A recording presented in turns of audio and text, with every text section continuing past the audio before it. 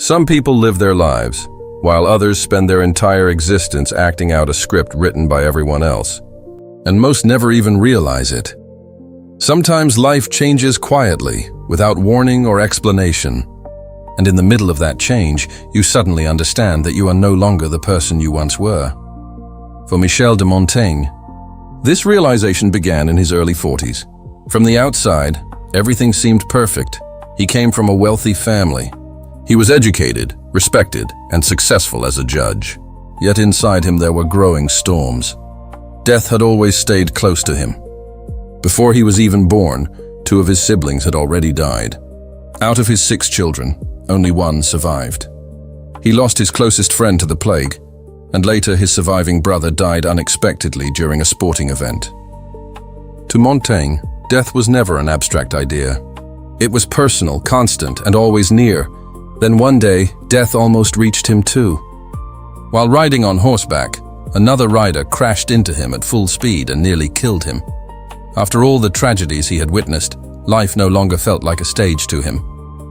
The silence behind the curtain felt far more real. In that moment, Montaigne understood something deeply unsettling. Nothing in life is permanent. And with that realization, he made a decision to step away from everything, almost as if he were preparing to disappear from the world itself. All the suffering, loss, and encounters with death completely changed the way he saw life. He realized how short life truly was and how absurd it could sometimes feel. Yet strangely, this awareness also revealed what actually mattered. Perhaps that was the moment his real life finally began. His recovery from the accident lasted for weeks, but the deeper healing was happening within him. He began asking himself a question that would change everything. Is this life truly mine? Or am I simply performing a role I was taught to play? Once that question entered his mind, there was no turning back. Montaigne decided to withdraw from society, stop caring so much about the expectations of others, and turn inward. He stepped away from status, responsibilities, and noise, and in 1570 he resigned from public office and retreated to his family estate, to the famous tower where he would spend years alone with his thoughts. There, hidden away from the world, he left behind a message that still feels incredibly relevant today. Care about fewer things and spend more time with yourself. This was not an escape, it was a search. At last, Montaigne had found a place where he could truly be alone. Only 1,500 books accompanied him, along with his own thoughts. Every morning he woke up in the tower and began his day by reading. Then he slowly moved to writing, not to impress anyone or teach the world, but to understand himself. He wrote about what he felt, what he feared, what he doubted, and what he no longer believed. He wrote honestly, without decoration or filters, because his goal was never to appear wise. He simply wanted to understand what it meant to be human. Perhaps a person only begins discovering who they truly are once they realize who they are not. Years passed, and at first the silence in the tower disturbed him. But eventually, within that silence, he began hearing his own voice for the first time. Stripped away from society, responsibilities, and the opinions of others, he finally met himself. One day he wrote, "I study myself more than any other subject." From this self-exploration, his famous essays were born.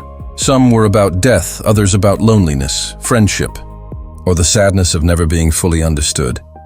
But all of them shared one thing: honesty. Montaigne never tried to hide his flaws or weaknesses because, to him, being human meant being imperfect. Imperfections were not something to be ashamed of, but something to understand. This is where his philosophy of caring less truly began. He realized that life is shaped by the things we choose to give our attention to. Yet most people spend their energy on things that do not truly matter. Worrying about what others think, trying to satisfy society's expectations, obsessing over success and failure. These were games created by other people, and spending your life trying to win them slowly destroys you from the inside. For Montaigne, not caring was never about becoming cold or indifferent. It meant becoming selective. It meant carefully choosing where your attention goes, knowing who deserves your energy and what deserves to be ignored. He understood that a life shaped entirely by other people's opinions is no longer your own life. Questions like, what will they think of me? Or am I successful enough? Slowly disconnect us from ourselves. In his philosophy, caring less meant learning what truly deserves importance, listening to your inner voice, and understanding what genuinely has value to you. Strangely enough, once you stop caring about meaningless things, the meaningful ones finally become visible. You stop chasing approval and begin searching for inner peace instead, and happiness becomes simpler, more honest, and more real. Montaigne did not just write about this philosophy, he lived it. He chose solitude, found freedom in simplicity, dedicated himself to writing, and eventually learned the difference between what deserves attention and what does not. Today, we live in a world far louder than the one Montaigne knew. Social media notifications, endless news feeds, and constant comparison fight for our attention every second. Yet the message he left centuries ago feels even more valuable now. A person must learn to know themselves before anything else. Because if you do not know yourself, you will never know what truly deserves your attention. And so you drift through life comparing yourself to everyone else while slowly losing direction in your own. Questions like, what should I wear? How should I look? To why doesn't my life look like theirs? Are born from caring too much about the opinions of others. But Montaigne's philosophy whispers something different. Return to yourself and listen to the silence. Sometimes the greatest freedom in life comes from not caring, not out of cruelty or emptiness, but out of clarity. It is a cleansing of the mind. When you stop giving your energy to things that do not truly matter, you finally create space for yourself. Today, what we call the art of caring less has become a form of resistance against the endless noise of the digital age. It means not reacting to every opinion, not breaking apart over every criticism, and consciously protecting your inner peace. Just as Montaigne once retreated into his tower, you too can build your own inner tower, not from stone walls, but within your mind. A place where only you decide what truly deserves value. So how do we learn to care less? It begins by accepting something simple. You cannot control everything. You cannot please everyone. And not everyone has to like you. Montaigne believed that caring too much about how others judge us prevents us from truly knowing ourselves. That is why you should direct your attention only toward what nourishes your growth. Ask yourself honestly whether the information, opinions, and people around you truly serve your well-being or simply exhaust your mind. That is where the real distinction begins. The difference between what nourishes you and what merely distracts you. Selective attention becomes a form of wisdom in a world like ours. And like all wisdom, it requires practice. Create small moments of silence every day.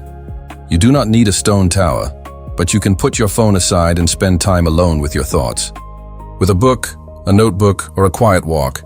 Like Montaigne, write your thoughts down and observe yourself carefully.